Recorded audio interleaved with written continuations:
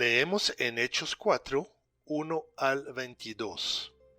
Hablando ellos al pueblo, vinieron sobre ellos los sacerdotes con el jefe de la guardia del templo y los saduceos, resentidos de que enseñasen al pueblo y anunciasen en Jesús la resurrección de entre los muertos.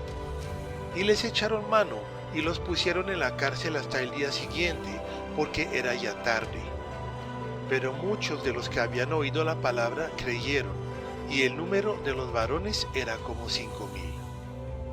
Aconteció al día siguiente que se reunieron en Jerusalén los gobernantes, los ancianos y los escribas, y el sumo sacerdote Anás, y Caifás, y Juan, y Alejandro, y todos los que eran de la familia de los sumos sacerdotes. Y poniéndoles en medio, les preguntaron: ¿con qué potestad o en qué nombre habéis hecho vosotros esto? Entonces Pedro, lleno del Espíritu Santo, les dijo: gobernantes del pueblo y ancianos de Israel, puesto que hoy se nos interroga acerca del beneficio hecho a un hombre enfermo, de qué manera éste haya sido sanado, sea notorio a todos vosotros y a todo el pueblo de Israel, que en el nombre de Jesucristo de Nazaret, a quien vosotros crucificasteis y a quien Dios resucitó de los muertos, por él este hombre está en vuestra presencia sano. Este Jesús es la piedra reprobada por vosotros los edificadores, la cual ha venido a ser cabeza del ángulo.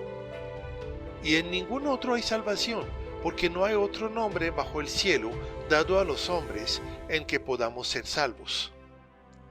Entonces, viendo el denuedo de Pedro y de Juan, y sabiendo que eran hombres sin letras y del vulgo, se maravillaban y les reconocían que habían estado con Jesús. Y viendo al hombre que había sido sanado, que estaba de pie con ellos, no podían decir nada en contra. Entonces les ordenaron que saliesen del concilio y conferenciaban entre sí, diciendo: ¿qué haremos con estos hombres? Porque de cierto, señal manifiesta ha sido hecha por ellos, notoria a todos los que moran en Jerusalén, y no lo podemos negar. Sin embargo, para que no se divulgue más entre el pueblo, amenacémosles para que no hablen de aquí en adelante a hombre alguno en este nombre. Y llamándolos, les intimaron que en ninguna manera hablasen ni enseñasen en el nombre de Jesús. Mas Pedro y Juan respondieron diciéndoles: juzgad si es justo delante de Dios obedecer a vosotros antes que a Dios, porque no podemos dejar de decir lo que hemos visto y oído. Ellos entonces les amenazaron y les soltaron, no hallando ningún modo de castigarles por causa del pueblo, porque todos glorificaban a Dios por lo que se había hecho, ya que el hombre en quien se había hecho este milagro de sanidad tenía más de 40 años. En reacción al alboroto causado por la sanidad del hombre cojo, se hacen presentes las autoridades del templo. Ellos para nada se alegran del don y de la misericordia de Dios para este hombre.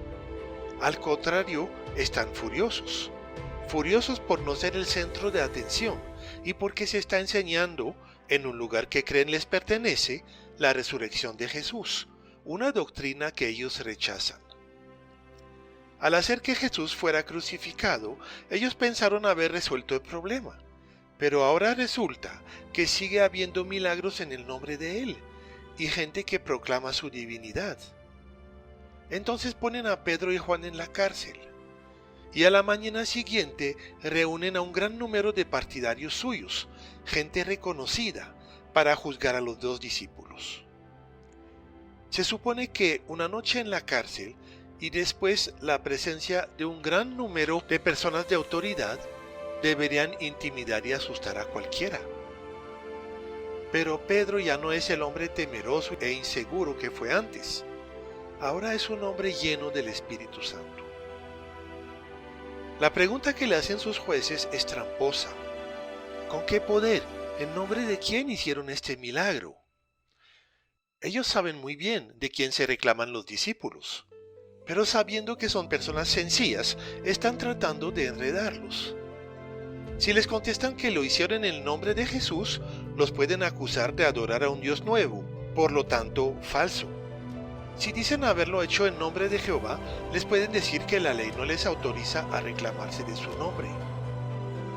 Jesús les había dicho a sus discípulos que cuando fueran llevados a los tribunales, no se preocuparan por la forma en que se iban a defender, porque el mismo Espíritu Santo los iba a inspirar. Eso es exactamente lo que pasa en este caso. El Espíritu Santo le inspira a Pedro una respuesta irrefutable.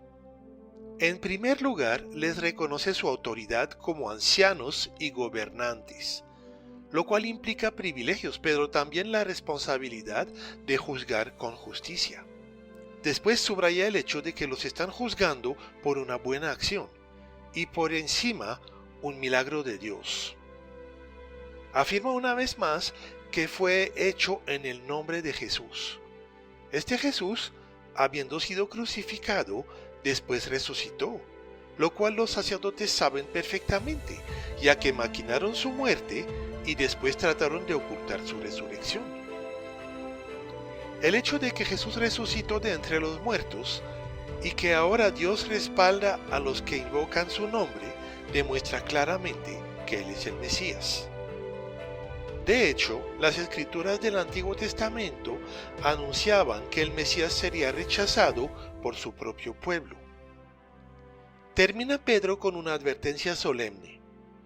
No hay salvación para nadie fuera de Jesús. Él es el único nombre dado por Dios para salvación. La defensa inspirada de Pedro impresiona a sus jueces. Ellos saben que él no pudo hablar así por su propia sabiduría. Por otra parte, no pueden negar la realidad de la sanidad del cojo. Es lamentable la actitud de estos hombres, los cuales reconocen un milagro, pero se empeñan en rechazar al autor del milagro. Se endurecen en su rebeldía y se ponen ellos mismos bajo el juicio de Dios. Entonces, mediante amenazas, intentan callar a los apóstoles, pero eso es imposible. Cuando alguien ha recibido una misión de parte de Dios, Dios mismo se encargará de que esa misión sea cumplida. La misión de los apóstoles era proclamar el mensaje de la salvación en Cristo, y no era posible que fueran silenciados. En esta oportunidad, Dios libró a sus siervos de todo mal. Veremos después que en otros tiempos les tocó sufrir y hasta morir como precio de su testimonio. En cualquier caso, estaban ellos en la mano de Dios, tal y como lo estamos nosotros. En tiempos pasados, los amigos del profeta Daniel le habían dicho a un gran rey pagano: Dios puede librarnos de tu mano, pero aunque Él no lo haga, le seremos fieles. Esta fidelidad incondicional no la podemos tener por nosotros mismos. Es producida sobrenaturalmente por el Espíritu de Dios en nosotros. Pero para recibirla necesitamos conocer la debilidad de nuestra carne, tal como la experimentó Pedro cuando negó a su Señor, y después disponernos a depender totalmente del poder de Dios. Mientras tanto, en medio de la oposición y de las dificultades, sigue creciendo el número de los salvos.